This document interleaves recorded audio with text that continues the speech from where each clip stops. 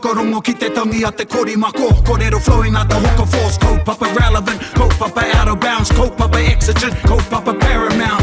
Nā kona whakapiri mai ki te kaupapa tino whakahira hira whakarongo pi kari mai. Hare mai, o Taringa hare mai. We gotta gather up close everybody. Gather up close everybody. Kani move that body. Kani move that body. E ngā kāwai nui, e ngā kāwai roa, ōrunga i te motu nei, te ika Māui tiki a Taringa. Whakawhiti te mono rau kaua ki te wai. Pounamu o tira huri te ao, ngai Taringa, nau mai hoki mai ki tēnei te punua pāho, e rere atu nei i te ipurau, i raro i ngā manaakitanga te wānanga o te roa. Welcome back everybody, hari mai tō body. Awe. Speaking of bodies. E nā nei anō mātou e mihi atu nei. Mātou nei ko Pakake, ko hoki mai, e mihi ana kia koe hoa. Kia ora. Tēnā koe, and te puaheiri. Tēnā kōrua. Tēnā koutou katoa. Tēnā tātou. Mehi kawana kia koe Pakake, tūtara kaueka ko taimai ngā auraho pē o ipurau. Mehi ana. Tēnā koe, tēnā tātou. Tautoko ana i ngā mihi katoa. Now, Tikanga 101, Tikanga for Dummies. Now, I'm not saying that you're dummies, but there's some things in here that we discuss and we'll have wānanga about that. Really, there's some finer points in a lot of these tikanga discussions that you won't read in books. And I'm really lucky today that Pakake has come back ki rungi a Taringa nei, because he has years and years of experience behind him, and he spent lots of time with his kuia, kaumātua's koroua. Nō reira, e mihi ana kia koe Pakake, mau ko hoki mai, ki runga ki tā tātou kaupamane kia Taringa. Tēnā koe. We're actually doing part 3 of Tangihanga. Previously, we've had Awhi Mai Huka and ngamanakitanga kia koe te tuahine. And today, we've got Pakake. And we're going to be talking about some specific things. But before we get into our kaupapa kōrero, Ata tātou ki waha. au e taukiri e. Kia ora. Au e taukiri e. Ai. So, au e taukiri e is an expression of compunction. It's an exclamation. It's and depending on the context, what that explanation is. So it could be grief. It could be excitement. Could be anger. Au e taukiri e. Well, if Motai says so, I suppose it must be. Yeah. So, au e taukiri e, and you do hear it in a lot of our traditional waiata, and you hear it in haka, and you hear it in whaikōrero, but particularly waiata. But you do hear it as an expression, an exclamation, as Pakake has said, expressing grief, loss, deep feelings. Ai. And those feelings can be anger. So yeah, au e taukiri e. And sometimes it can be, an expression of, you get sort of startled by something. Ai. About something what somebody said or a situation or anything. So koina tātātai kiwaha e te iwi au e taukiri e. Au e taukiri e. And so, au e taukiri e and au e taukiri e, is that just a semantic variant? Tribal, Yes. eh? Tribal? I think tairāwhiti a taukuri. Ai. Yeah. Ka pai. Tairawhiti taukuri, I think mātātua taukuri. Yeah. Which is interesting because they go with the U this time is usually, The ai. Yeah. Yeah. So koina tātātai kiwaha i te iwi.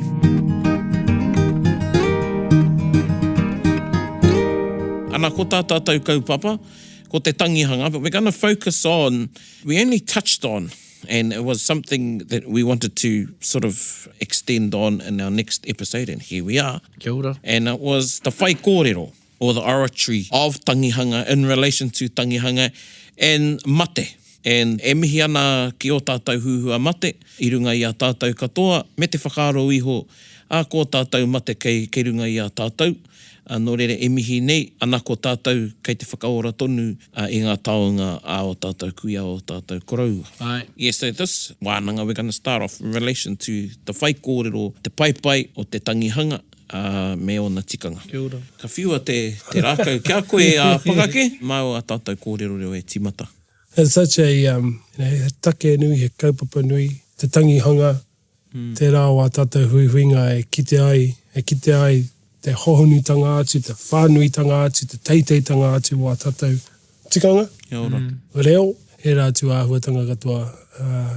No reira, ka mutu, e rongo anau, kua rongo i roto ngā tau, ne ko te hunga ko ako ki te whaikōrero ki ngā hui tangata ora nei.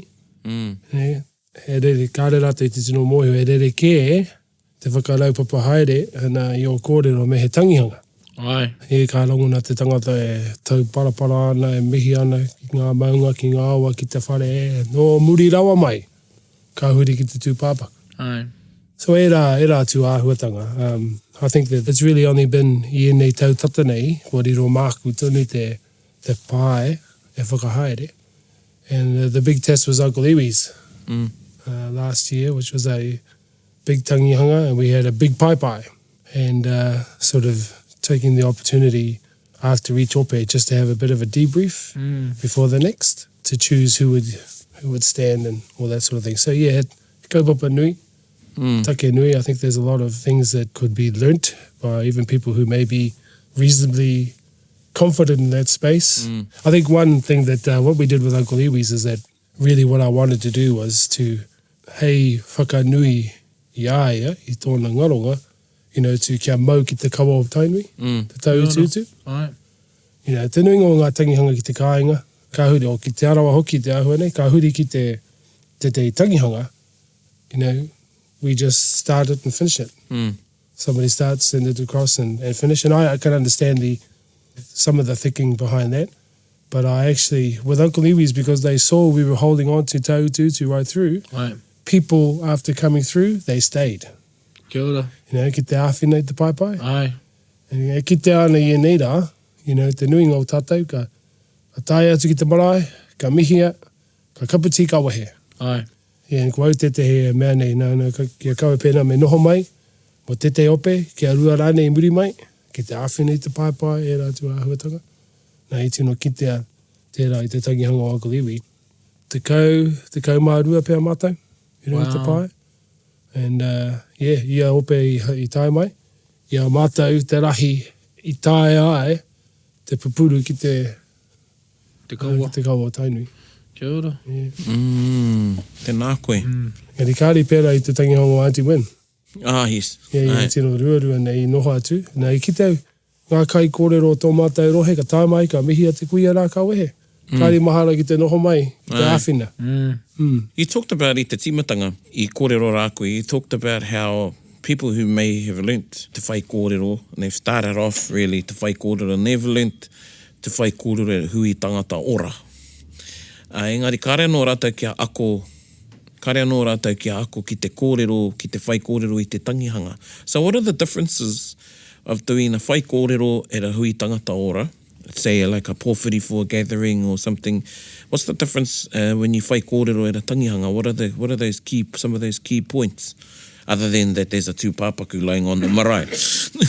I think first and foremost, we for a hui tangata ora, it might be a kaupapa there that have brought people together, but you tend to go through the sequence of mihing to the tohu whenua, mihing ki te tohu moana, to the whare, to the marae, to the local people, what have you. So there is that sequence. But at tangihanga, you know, it's pretty clear there is only one person calling people together, and that's the tūpāpaku. And so that's where you go first. So it's almost switching it, you know, putting it or standing it on its head. So you mihi to the tūpāpaku, you mihi to the whānau pani or the kirimate, and it's only once you've done that you come back to, if you need to, the tohu moana, tohu whenua, whare. If you must. Yeah, if you need to. But yeah, you can really tell te hunga kāri āta ākona ki te rerekētanga. Ai. Yeah, ka timata I ngā o ka whaia te whakatakoto hui tangata ora ke. Ai. Te hui tangata mate, tatari ana te iwi kia rongo I tana mihi ki te tūpāpaku. Oh, pai. And what about, you know, kei te kiti au kia putai e ne kōrero. Engari, when you're on the pai, now what is the difference between the pai tapu, or te tangata whenua, and te pai whakaeke, the pai of those that have come on? What are the differences in terms of your whai kōrero to the tūpāpaku? Yeah, that's tērā no te āhuatanga ki te anau I nei rā. Ko ngā kai kōrero, te tangata whenua, ka nui rawa te mihi ki te tūpāpaku. Yeah.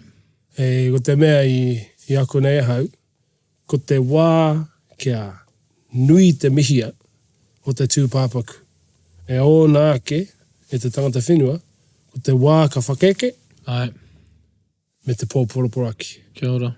Engari, i Wainganui e rā haora, te tikanga ia. I think that one mistake, and I didn't really learn this either until I was, to more recent times, involvement in panikiratanga and that.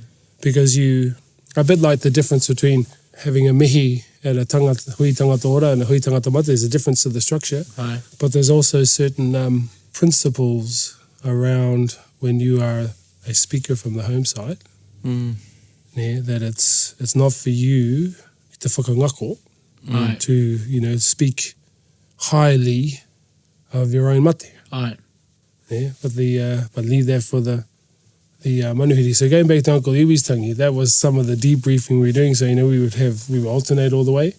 And i te timatanga, I think that there was some, confusion because our kōrero was as long as the manuhiri's kōrero. ai, And then so we have a debrief and I say, nah, the trick is people to, and I know this might be hard, but you almost ignore ai, the tūpāpaku. And go straight to mihing to your manuhiri, and that was hard. That's even hard for me. Yeah. So, but I mean, that's, ultimately, the manuhiri's called them, your job is to mihi to them, not to mihi to the caller. Kia ora. So we had some good, and as the Tangihanga progressed, our team got shorter and shorter and shorter in terms of mihing to the tūpāpaku, yeah. and kia nui ake, kia kaha ake te mihi ki te manuhiri. So I think that's, and you see that I don't think people have had that kind of, that's some of the subtleties. Absolutely. Absolutely. Ai, And you won't get that experience unless you sit on the paipai Ai, for tika. 3 or 4, whatever, how many days. And whether you're speaking or not, kaua koutou e whakarongo mai ana e pāma mai e ne kōrero. Engari, me pono tātou, the calibre of speakers we have today is far and few between in terms of what our korau and kuia had in their time. Ai. And in terms of the mātauranga they had. So, Watch and observe. Yeah. And you'll see, Yeah.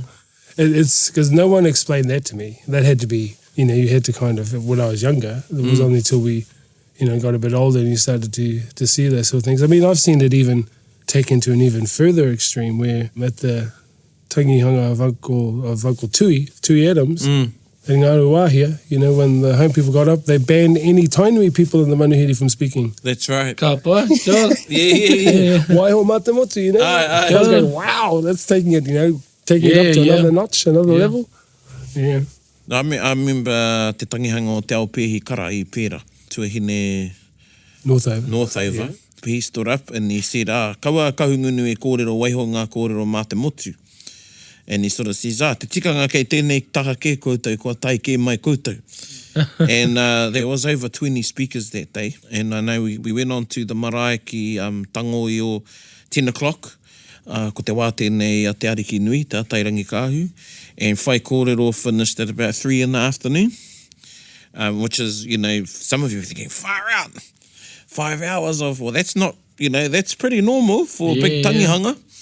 But every four or five speakers, ka tū tētahi o Ngāti Kahungunu to try his luck, And ka tū te koroua, man. And he was pretty quick at sitting them down. Ai. And he had all sorts of ways too to tell them.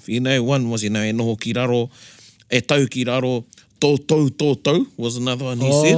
Tō whero e ho, tō whero. I remember him saying. Nobody challenged the koroua tuahine.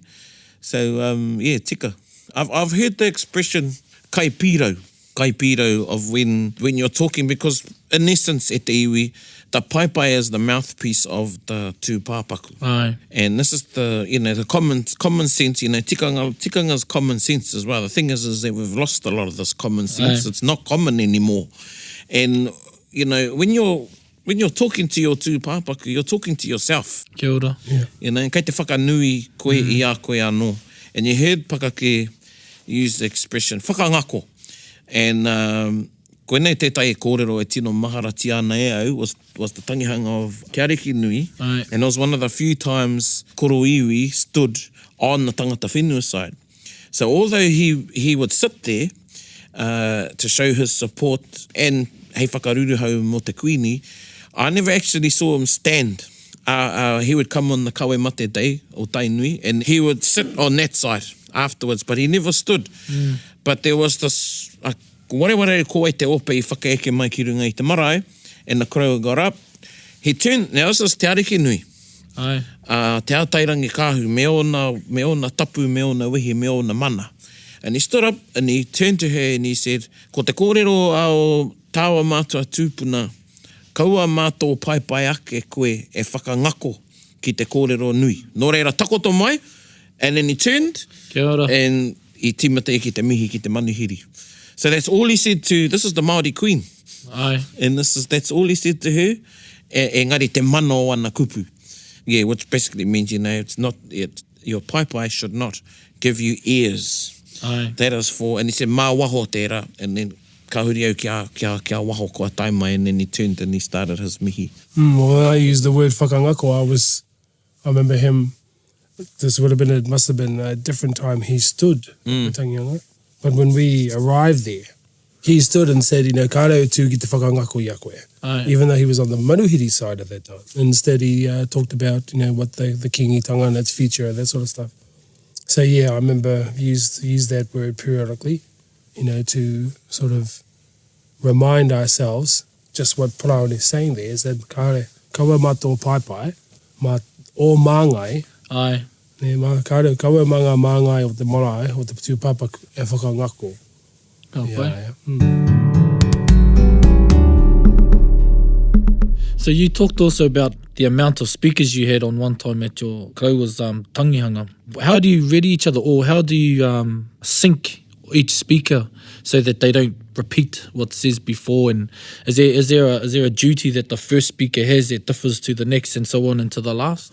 The first speakers, it's important that they don't talk all the talk. Aye. So I've gotten in trouble for doing that, speaking before Uncle Iwi. And, he gets up and says, ngā kōrero katoa. Wa pau ngā kōrero katoa i taku i rā mutu. Yeah. You go, ugh. So, don't use it. But I think that one thing about tau tūtu that makes it easier, where I don't think you need to be quite as organised, the cross speakers, as in Pakake, is that you have the chance to respond. Aye. So you have something to go off. Yeah, someone, if you're good, and most people are pretty good, they'll pick up on something that the last speaker on the manuhiri side said, and they'll use that as the kind of the basis for their mihi. And I always went last, Aye.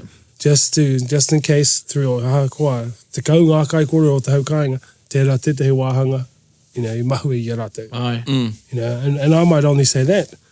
And then one of the things I learned at Auntie Ma's tangi, was it was a kind of thing that we tended not to do at home, but I quite liked it, was, the last speaker on their side puts the koha down, Aye. and you go out, say, tēnā koutou haere mai. That's all you need to say. You don't need to do, somebody gets the koha, sits down, and some other joker gets up to me. Yes. I quite like that.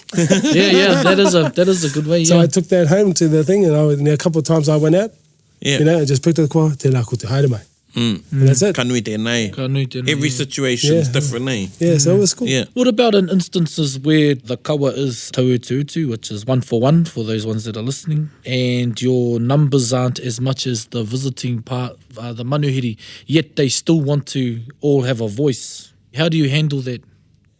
What used to happen, as I observed when I was younger, was that as manuhiri knows a taututu, they're coming onto the marae. They'll look and they'll see how many are on the pai on the home side, and they'll agree amongst themselves how many are going to get up. Aye. Kei raru te kawa, Aye. i a rātou. And that's what used to happen. They would say, I got 5 over there, kia whā tātou, Aye. sort of thing. And sometimes they'd be having that conversation before they sat down.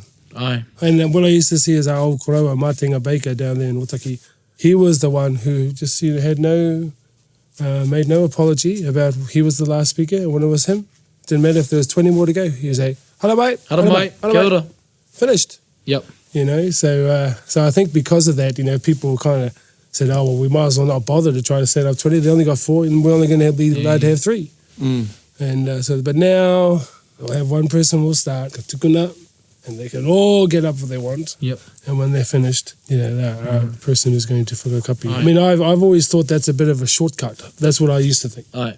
That's just being lazy, not bringing your forces together to deal to it. But now I kind of think that while that kind of thing is consistent with that other issue we were talking about, that you don't have a lot to say to your own tūpāpaku. Aye. So one way that's consistent with doing that is just to have someone start and someone finish. Kia ora, kia ora. Tēnā koe. Aye.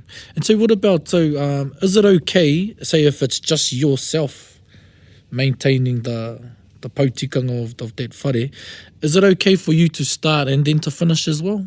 Well, I've found myself, if you're in that situation and you don't want to be, you shouldn't be. You know, you shouldn't be. But there are times in this day and age where you are. Yeah. And then sometimes they don't put a koha down. Aye. And you're the only speaker. So one little thing I've learnt, and I saw a koreua do it, and it was at a marae I went on to. Aye. And it was actually I roto o te arawa tēnei. Kia ora. And for whatever reason, his mate didn't turn up. Yeah, something happened. Anyway, ka tūtono te koreua, he done his whaikōrero, threw it over to us, and for some reason, I wasn't on the paipai either. This was quite a while ago. For some reason, we didn't have a koha, our side didn't have a koha, so I thought, what's he going to do? Because at least when you pick the koha up, you can sort of finish off. Sort of get you off your seat, Yeah. Kia So ora. he stood up and he done a karakia. Ka pai. So he mahi e tētai karakia, and he didn't allude to him, the Māori coming back, he just done a karakia and everybody knew. So that was a way for to go back over to that side. Aye. Kia ora. Yeah.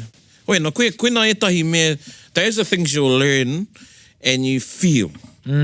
And it becomes a part of your intuition. I call it hui intuition. Aye. And this common sense, though, you won't gain unless you go out and you go to the hui and things like that.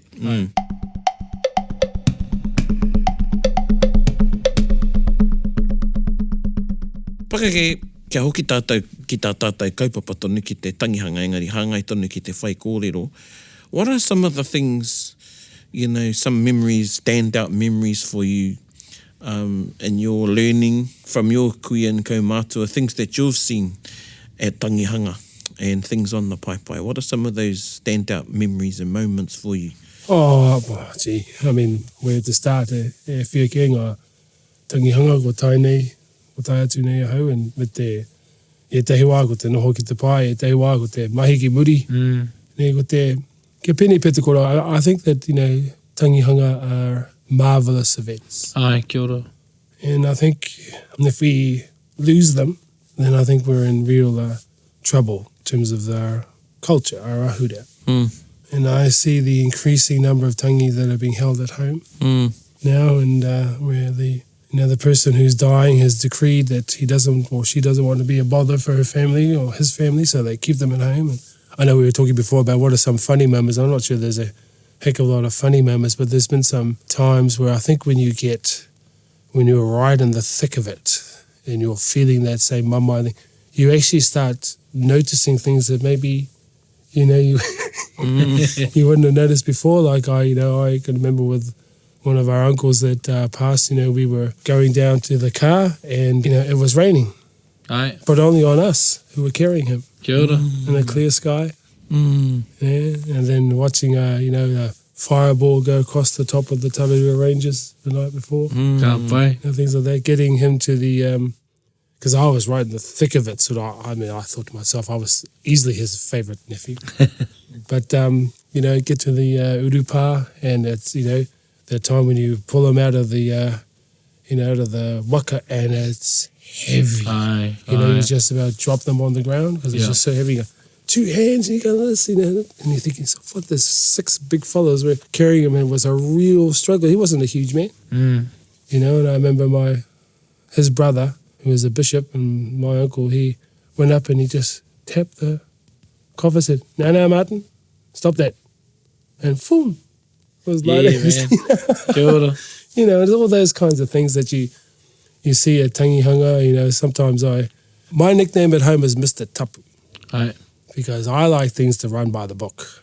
Aye. And I will insist on that if I have to. And when I arrive at home at Tangi, I can hear people say, here's Mr. Tapu. And I don't know whether Paraone might have seen some of that during, Auntie Ma's Tangi, because I was really bloody upset around a koha incident. Oh, yes. One night where the koha was put down, and then the person who should have known better carried on talking. Aye. Another speaker got up on that side. Oh, I didn't like that. And then on the last day, when there was our last group that was coming on, they were way late. But we decided we'd let them, come in and have one speaker. They bloody come in with 2, and then that first speaker didn't even bloody address it. Oh, So those sort of things kind of broke out. And so I was getting a bit heated, and this one was going. But I think that had some real disappointments as well. I can remember, father trying to get the husband of one of his nieces, Right. to get him to allow her to come to the marae and not just get buried in the public cemetery in Wellington, and he wouldn't. Just didn't matter how many times. Yeah, over at Taukiri, right? Yeah. And, it was there that I thought to myself, ka pene pea, te raru ka pā ki aku tamariki ki te moe au i te Pākehā. Te e rā atu āhuatanga. But e nui ngā mea ki te ana, ko te mea nui ki au kia, e toru ngā āhuatanga o te Tangihanga. Tuatahi ko te poroporaki, Right. ki te mate tuarua, ko te manaki, te inga taonga whakamirimiri, Right. ke heria mai, ara ko te aroha, te hupe, ko te roimata. Tuatoru, ke manaki tia te whānau pani. Right. Right. Kia ora. Yeah, I had a really sad experience with one of my tuahine, one of my first cousins who, ka anone, ka moe te Pākehā, Right. ka whakatupu Pākehā, ngā tamariki, Right. ka mate oho reire tērā, and ka hia tērā taha, ke heria ia, ke tetei, public cemetery nei, ke roto o Pōneke, Right. e rā atu āhuatanga. Tata ana kia rātou. Yeah, That type of thing. tērā āhuatanga. Ai. Taku hoa wahine pērā hoki, ka mea te whānau tuarua o tāna koraua, a hea na matau kia takoto i ki konei ki Perth. Ai. Taku hoa wahine te tino o ngā mokopuna. Kāri whakai, ka paka, ka tanumia ki Perth. Yeah. Mea rau ake, ka wehe te whānau. Yeah. I kōrero koe i te kupu nei kirimate. Kia ora. Kirimate. And we have kirimate. Hea te kirimate? Well, e rongo anau, he rereke te kirimate i te whānau pani. Ai. Kia ora. Ko te kirimate te tino kupu i rongo au, i awa tamarikana, kaua ko te whānau pani. Te kirimate. Koena ki au nei, taku whakamaori i tērā kōrero. Ko te hunga e tataana ki te tūpāpaku. E rongo ana i te mama, e kaikikini nei ki o rātou whatu malawa. Those who are right close there with the tūpāpaku, they become ashen. Ai. Ne? Hangarite nei ki te tūpāpaku. Kia ora. And so that sadness, that grieving, having just takes everything out of you. You're drained. Koina te kirimate kia. Tēnā koe. Kia ora. Kia ora. Hea te rereke o te kirimate. What's the difference between kirimate and whare mate? I think that, and then this is just my own theory, I think whānau pani and whare mate seem similar to me. Whānau pani would be, those who are whanaunga and what have you, and the whare mate will tend to be all the whanaunga of the I think, kia au nei, I think the kirimate are the ones who are the closest. Whereas the whare mate could have lots of different people. Yeah, so you're talking of circles, eh? The inner to the outer. Yeah, I think so. But then, if Timothy was here, he'd be going, eta. Yeah, yeah, because that's a first time, and it actually resonates a lot with me because I can see it and understand it more. We're always told that the kirimate was for the grieving, but the pani was you weren't whānau pani until you had lost both your parents. That's how we were explained to us. One of ours from Hokianga, so.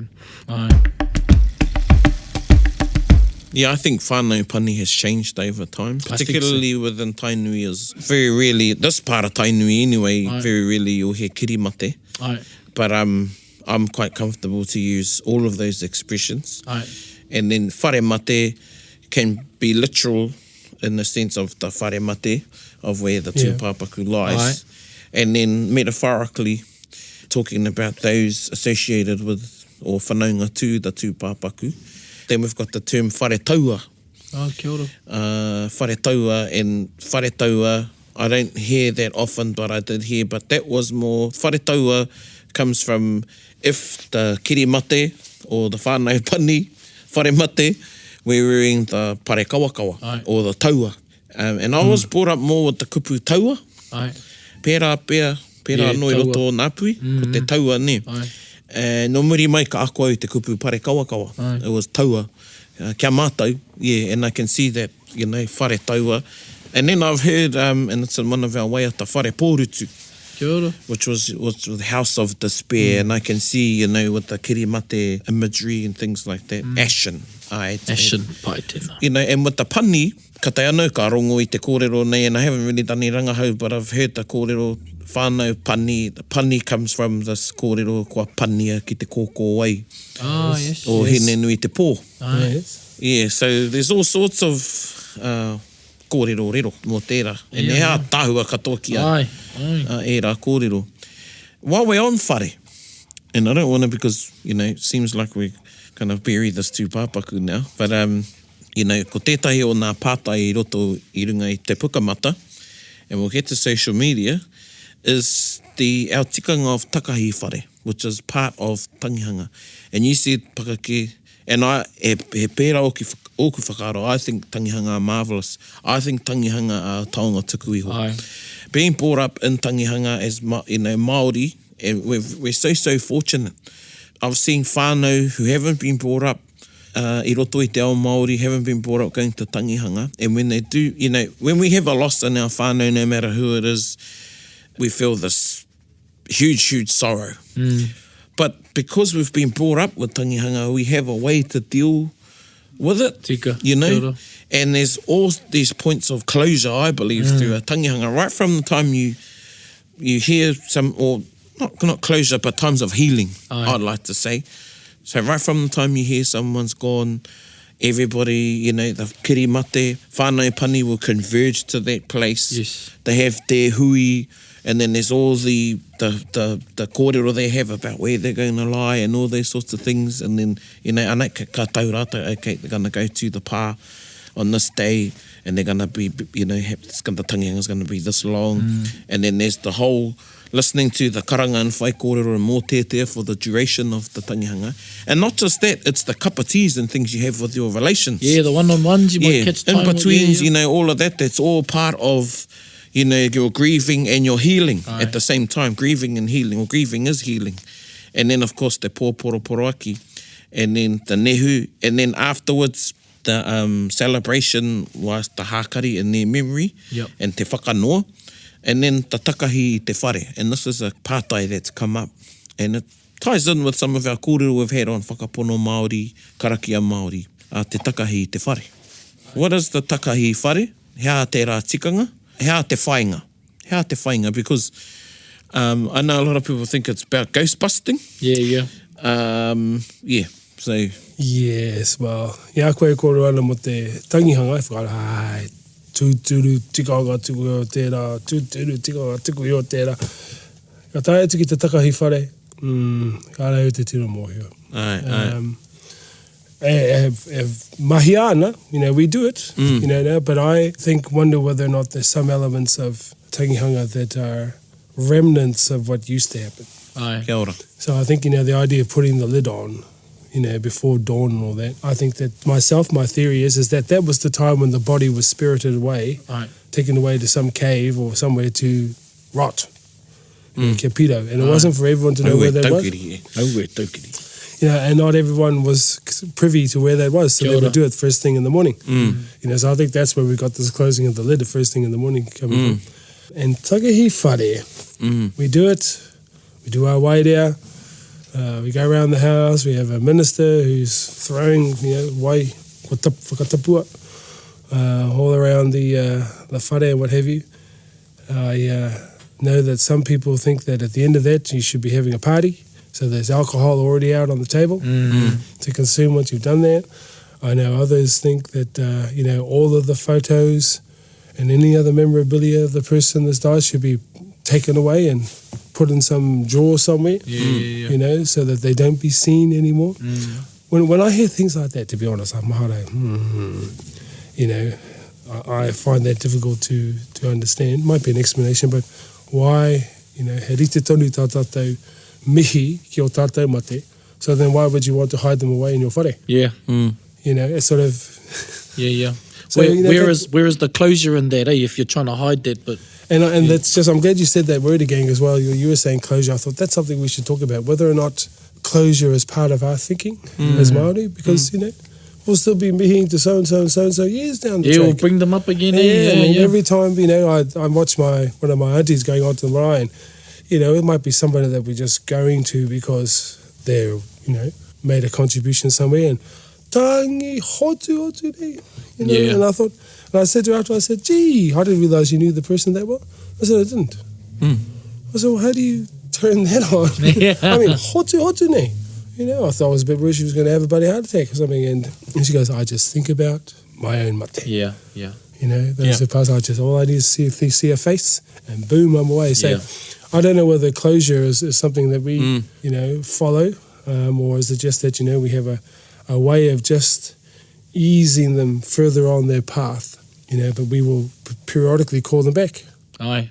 You know? Yeah, I think that's a real good whakaaro you have there because I like to think that we are very in tuned, one, emotionally, and two, with what happens beyond the physical realm, and that they're how would you call it, a symbiotic nature, that they go hand in hand.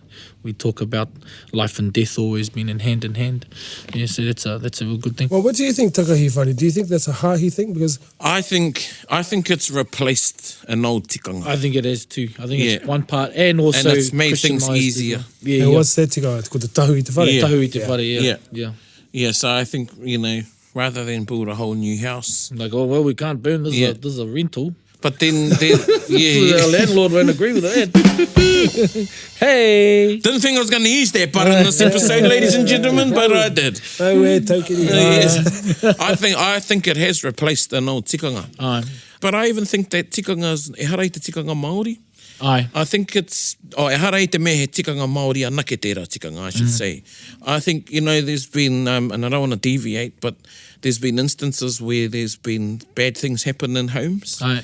There's been murders and things like that. And people of the neighbourhood have burnt the house down, Yes. you know. Yeah, because they don't want to see it. They want to wipe it from their memory. Just on the photo thing, because I don't want to say our hapu, I'd say our whānau, because my kuia was very, very staunch on that, on the person's photos. They were to go away for a year Oh, yeah. until the unveiling. And it wasn't until after the unveiling that we'd bring their photos back out. And Wow. I used to think the same thing. I used to think, why? Because we loved this person. Yeah, yeah. And I can understand taking down the photos if the tūpāpaku was in the whare and you take down all the photos of Aye. the living. Aye. And it wasn't until years later my auntie explained to me, you know, and I said, why do we do that? And she said, so you feel that sense of loss and their face is gone. And you know, you see them for that last time before you put the lid on, and then you don't see any photos. And then when you see their face, ka hoki mai, much like your auntie, whoever it was going on to the marae. And then when you see them at the unveiling, this is what we do, and that's another episode, hura kohatu. Aye. When you see that photo, and yeah, I can remember, and now it's a bit different. And this is sort of leading just naturally into our next scope, because now with social media, it's hard not to see photos of people. Aye. And more and more. Yep. Yep. Just want to make one other. I mean, I think that's a really nice explanation. Yeah. You know, Yeah. that makes me feel a little bit better about sort of contesting people putting photos away and things like that. There was another really lovely explanation I had from Uncle Pity one day, Pity Shasha, when I said, look, why don't we leave the coffin open until the nehunga? You know, Yeah. just put it on at the urupa and, Yep. Yep. Yep. you know, why do we try to figure out a time, you know, that's, and he gave a really lovely explanation. He said to me that on the final day, there are two critical points of grief for the kirimate, on the whānau pani. One is when the lid goes on, Aye. when they'll no longer see their face. And the next one is when the body goes into the ground, Aye. right? And it makes sense to try to provide some space between the two. Don't do the both All at at once. once. Aye. Kia ora. Yeah, so they get over the no longer seeing the face, Yep. and then they're ready to get over no longer seeing anything. Because they are big milestones in that. Yeah, and that was really a beautiful explanation, I thought. Yeah, absolutely. And I've been witness to the lid going on at Karakia, and it was terrible. Oh man, I just Yeah. I just have a bone to pick with that too. In the marae that I'm from, we do that at like the start of the service. And it just causes mass hysteria. Yeah. And this is me speaking up against my kaumātua and my nannies and that who are priests, and I'm like, I don't want that to happen. Well, I know I don't want it to happen with mine, or I want to not happen with my other close relatives.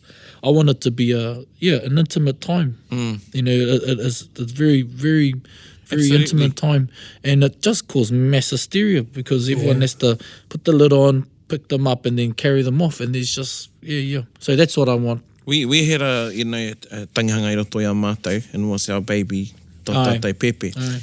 And, rei kaua, whare puinga, we just pretty much, we tono for the tūpāpaku to come back here, kare I toa, kare I tērā, and so I manaaki mātou I te whakaaro for our Pepe to go back to his mother's side, to Harataunga.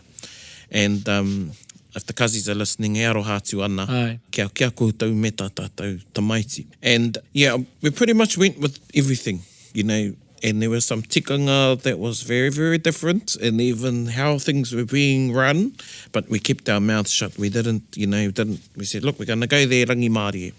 Anyway, the night before, I had to go to, the day before the nehu, I had to go to Wellington for a hui, and I flew back, and I drove back from Auckland to Harataunga. And when I got in, my nephew ran up to the car, and I must have pulled in at about 10 o'clock at night. And he says, oh, uncle, kia mohia mai koe, kare te iwi nei e taupoki I te kawhenā popo I te ata, ka waiho mo te karakia, and kei te raruraru te whānau. And I says, well, has anybody said anything? Yeah, and yeah. he says, no, everyone was waiting for you to come back. And I thought, no, this is the one thing I'm going to push, that we have, the whānau has their own intimate time with our Pepe, with the tūpāpaku, when the lid goes on. And it was very, very different. And it caused a bit of a thing that night. There was a bit of tension at Poroporo Aki. Aye. And, I got told, oh, well, our kaumātua aren't here to answer you. And I said, well, they should have been here. They had left quite early. Aye. I think they should have been there to see the Poroporo Aki out. Well, anyway, in the end, I toa te whakaaro ka taupoki nei te ata. Well, afterwards, the whānau said, from there, they said, oh, that was beautiful. That was a much better way. It was more intimate. And because there was lots of people that come. Aye. So you got to have your own intimate Have your time, yeah. So you have this will move into your social media issue, but you have a situation where someone passes away, their daughter lives in London, and it's now the Poroporo Aki, it's now the morning before the funeral, and the lid goes on. And then she arrives, 9 or 9:30 that morning, having travelled in a very torturous route to get back to New Zealand. It's for her father, and this was the father's, his favourite, the one that has had his heart. She comes onto the marae, lid's already on. We're talking an hour before final karakia, and she asks for the lid to be removed so she can see her father one last time. Well, that's a hard one That's for a me. hard one. But, did the whānau know she was going to be coming back at that time? Yeah. Because if this was me, if this was at the pā, I would have kept the tūpāpaku in the whare, and I wouldn't have put the lid on. I would have left it until she came back, and I would have changed the time of the hahi to be later. That's what I would have done. I know, and that's what I mean, koutou e whakarongo ana, tikanga isn't, tikanga's just as flexible as it is, staunch and true and mārorawa he wā tōna, me whakarere paku whakarere ke koe. So that's probably what I would have done. I don't know what my reply would be at that time. I sort of had the same tangi, and was the kereru, and it was tō tātou kuia. And the whānau had asked, or they had said, this is the time they want to put the taupoki on, was quite early. I think it might have been 5, 6 or even 5 o'clock, it was early anyway. And I said, make sure the whānau knows, everybody knows. Yeah. Pai ana. Well, ka taupoki ngia te kāwhena, and then half an hour later, one of the children come, and they there's a big thing because they weren't told what time it was going to go on. And then they asked me what I thought. And I says, well, no koutou te marae, nā koutou te tikanga. Engari, would you dig someone back up? You know, koe ne taku whakautu. If you buried them and someone arrived late, whether it was their child or whoever, would you dig them back up they could be seen? And I left it there and let them make the decision. Yeah. So, koe nā oku whakaaro. Aye. And yeah, some of you might have differing views. And I know, you know, there's been some times where people have requested they wait for hahi because you've got ones returning from overseas. Yep. I know tō tātou hoa Leon, mātou te tirahaere o te panekiretanga were overseas when his mother passed away. Oh, And when he arrived back, by the time he got home, he didn't have as long as his other siblings. So, yeah, and this was in Rātoki, and they agreed to leave the lid off a bit longer than they normally would. Yeah, up until, I think, not long before. Yeah, so koe nā whakaaro. Yeah. And we're going to wrap up with talking about the effects of, Aye. time of pāopori social media, but I think... That's a whole... Yeah, and I think that's not just to do with Tangihanga. I think we need a whole episode on the tikanga and how we practice our tikanga with social media, particularly live streaming and Facebook and things like that. I definitely think that's a wānanga. He wā anō tōna, ka kōrero o tātou mō tērā. Nō reira, e mihi ana ki a tātou, mihi ana e hoa i te pai o a tātou kōrero i tēnei rā. Ka mutu... he nui tonu ngā kōrero piranga nau ki te wānanga. That's so much. Engari, me waiho i konei mō tēnei wā. Ai. E te iwi, nō reira mihi ana kia koe pakake. Tēnā rā wāti koe mau i whakai kia hoki mai ki tā tātou kaupapa. And koenei tō whakapāhotanga whakamutunga i tēnei wā, i roto i tēnei mahi au. Engari, e mihi ana kia koe, me o taonga katoa i whakawhiwhia ki te wānanga o te aroa. I whakawhiwhia hoki ki nā kaiwhakarongo ki tā tātou kaupapa ki a Taringa nei nō reira nei māua o tira te motu whānui me te ao e mihi ana kia koe i te mea ko enei kupu ka tiakina i runga i roto i te pātaka hiko te wānanga o te aroa hei whakarongo mā ngā iwi katoa a tātou tamarike mokopuna haere ake nei nō reira e mihi ana kia koe. Kia ora. Tēnā koe, tēnā kōrua, tēnā tātou. Ana ko tā tātou waiata e te iwi, ka pine a koe au ki te pine o te aroha. Ki te pine e kore nei e waikurai.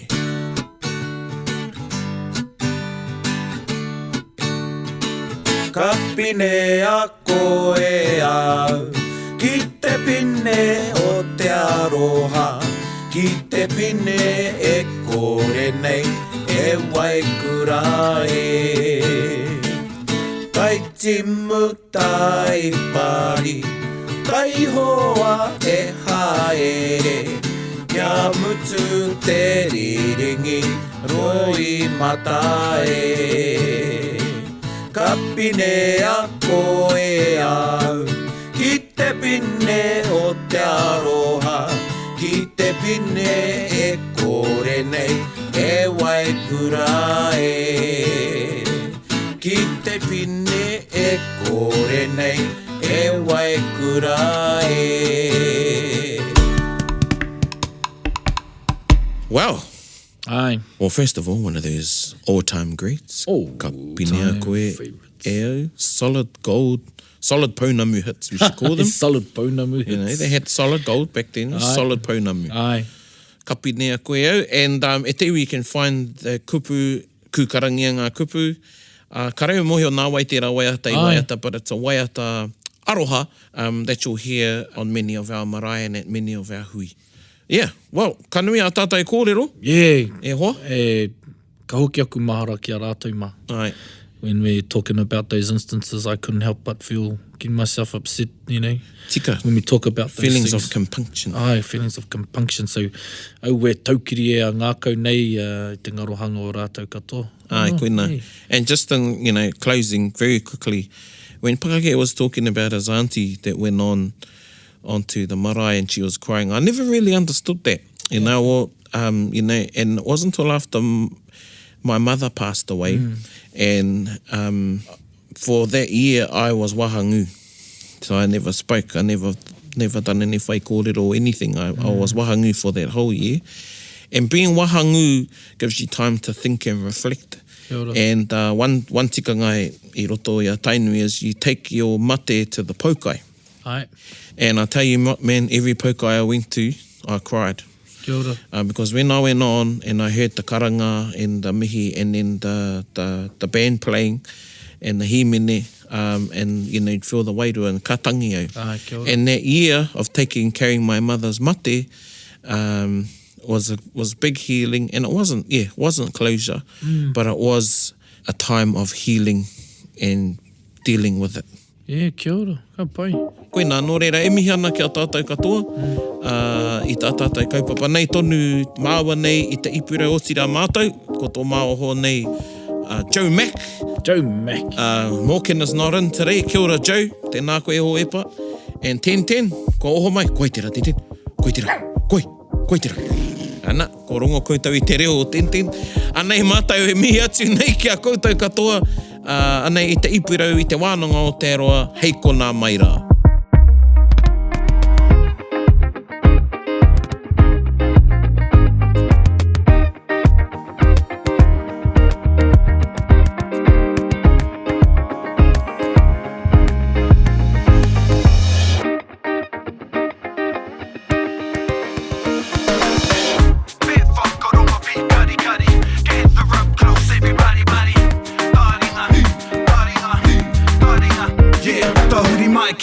Whakarongo ki te tangi a te korimako Kōrero flowing at the hook force Kaupapa relevant, kaupapa out of bounds Kaupapa exigent, kaupapa paramount Nā kona whakapiri mai ki te Kaupapa tino whakahira Whakarongo pi kari mai Hare mai, o Taringa hare mai We gotta gather up close everybody Gather up close everybody Kani move that body Kani move that body Taringa, he mea tuku nā te wānanga o Aotearoa. To listen to more episodes, search for us on your podcast app and subscribe. Taringa, whakarongo mai.